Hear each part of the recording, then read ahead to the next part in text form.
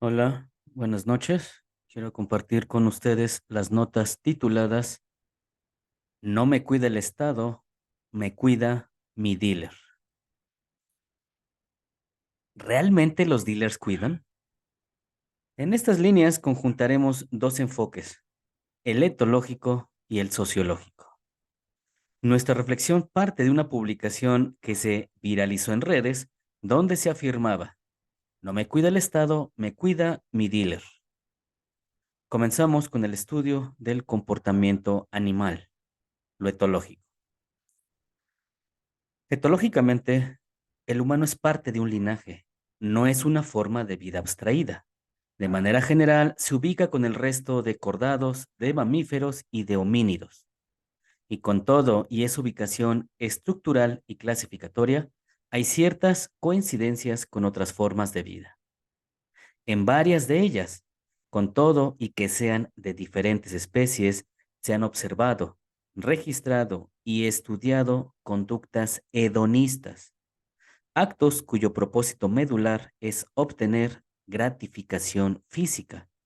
Son comportamientos con los cuales el ser vivo se genera a sí mismo sensaciones placenteras.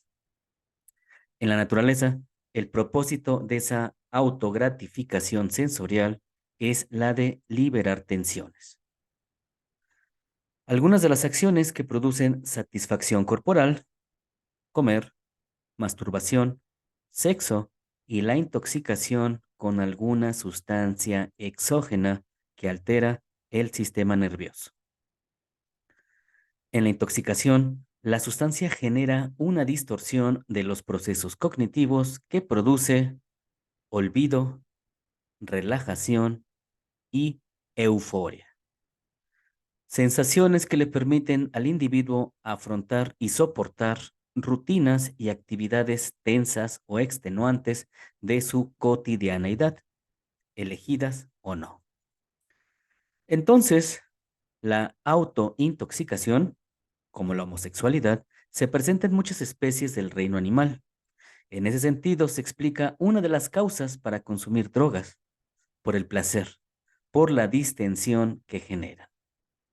Como lo hemos comentado en otros momentos, una cosa es explicar y otra justificar. El fenómeno de la autointoxicación se complica cuando entran en juego factores políticos y económicos.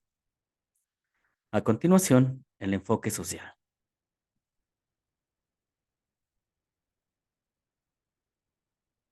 Sociológicamente, los narcos no existen.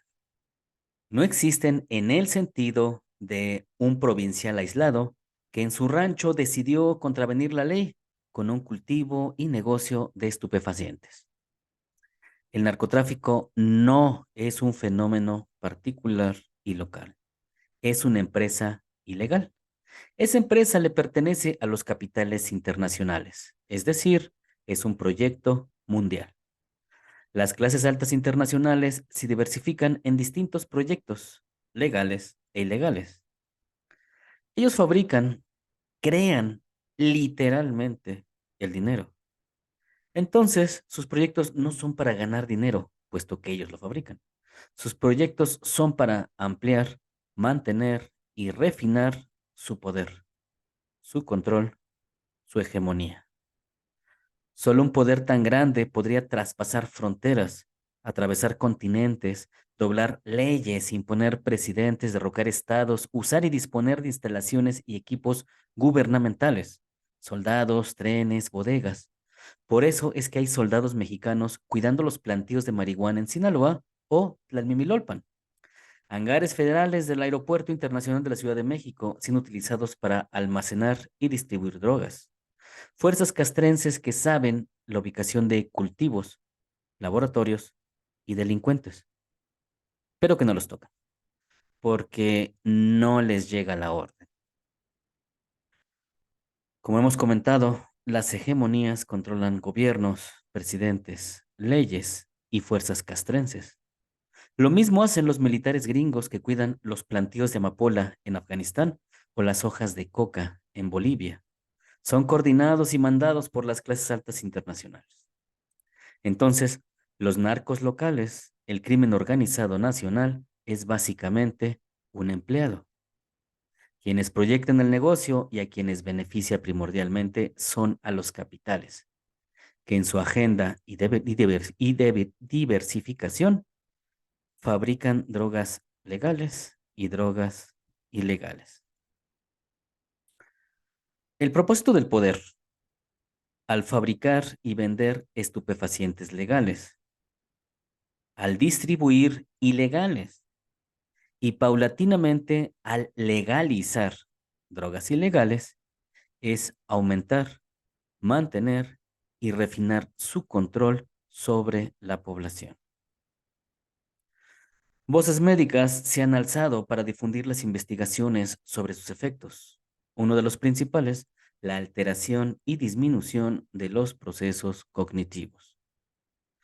Por ejemplo, respecto a la marihuana, Torres y Fiestas señalarán que es una sustancia psicoactiva ampliamente usada en la sociedad, especialmente entre los más jóvenes. El uso de esta sustancia ha sido asociado consistentemente con diversos problemas de salud, muchos de los cuales tienen en común una alteración en las manifestaciones cognitivas de la conducta, incluyendo la memoria, la atención, la emoción y la toma de decisiones. Existe evidencia bien documentada que los cannabinoides, la sustancia activa de la marihuana, impacta negativamente en la memoria a corto plazo, memoria de trabajo y la toma de decisiones. Asimismo, los cannabinoides afectan temporalmente la atención y la interacción entre los eventos cognitivos y la emoción. Estos hallazgos ayudan a interpretar evidencia clínica y epidemiológica de problemas como accidentes de tránsito, psicosis, depresión, pobre trayectoria educativa, entre otras dificultades con los que el uso de marihuana se ha encontrado asociado. Una cita de Torres y Fiestas, Efectos de la marihuana en la cognición, página 133. Entonces, no es un mito ni una opinión superflua el que las drogas afectan negativamente el pensamiento, el juicio, la reflexión. Y una persona con la cognición disminuida piensa menos, cuestiona menos. Y desde el hedonismo y la irreflexividad será más indiferente y más pasivo. Nos volvemos aún más ganado, seres estabulados, que son engañados, usados, masticados y desechados por las clases altas. Entre menos cognición, más conformidad con el establo. Los estupefacientes alteran y disminuyen la cognición y por eso se utilizan como herramienta de control.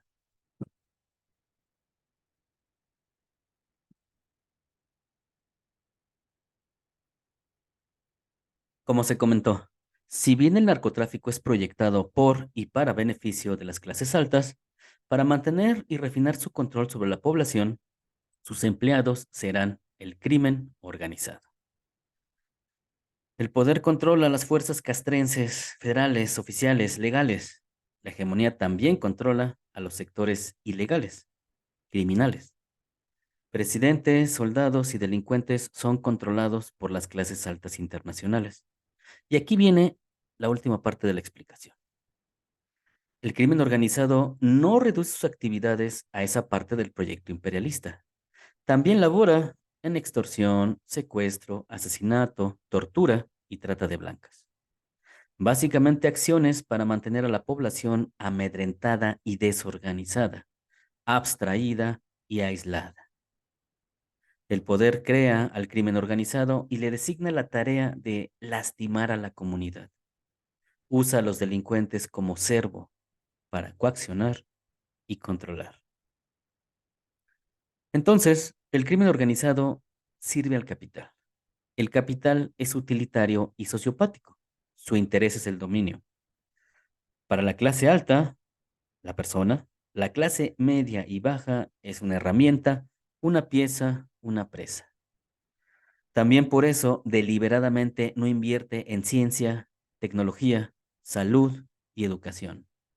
Son sociópatas antivida.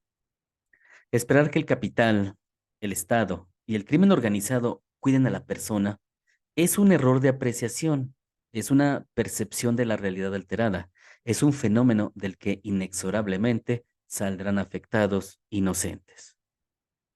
Ellos son los que destrozan a la persona, jamás la cuidarán, solo se sirven de ella. Son genocidas, no humanistas. Para cerrar, queremos compartir las excelentes líneas de Fernando Narváez sobre la publicación viral original.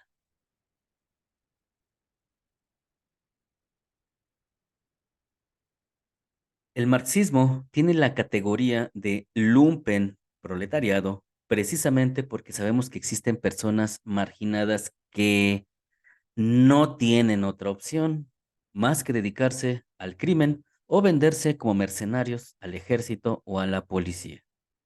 Sin embargo, eso no las convierte en aliadas del proletariado. Su función en la lucha de clases es independiente de su voluntad.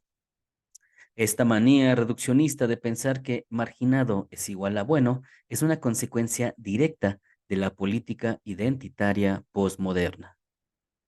Quizá la mejor manera de neutralizar toda esta confusión sería darles justamente lo que quieren. Adelante. Consideren que el dealer es aliado y las protege. Luchen por la descriminalización.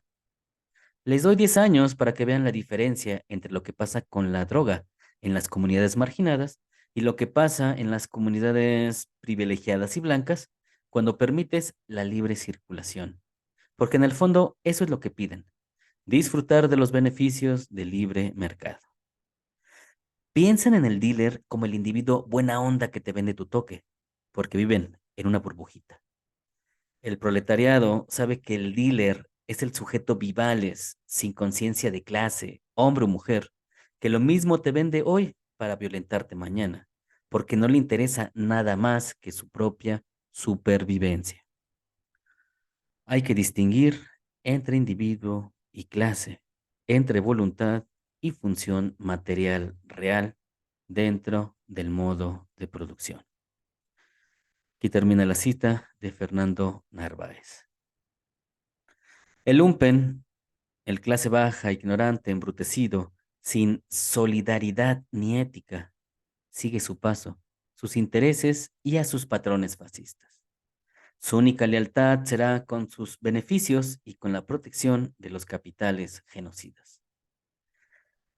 Entonces, la afirmación original no solo es falaz, sino peligrosa, la misma que se contiene en la visión que afirma que el soldado es pueblo bueno. El endeudamiento y la militarización siguen avanzando. Y pues bueno, con eso terminamos pues, estas pequeñas líneas. Ya hemos comentado de las clases medias embrutecidas, que con todo y que supuestamente son universitarios y profesionistas, pues son cautivos de las marionetas políticas. Ahora, pues bueno, en este caso se ve a los lumpen, a esas clases bajas embrutecidas, como sectores que van a convertirse en perros rabiosos que van a morder y destrozar a sus propios hermanos. Es pésimo por donde se vea. Y con esto terminamos. Que pasen buena noche.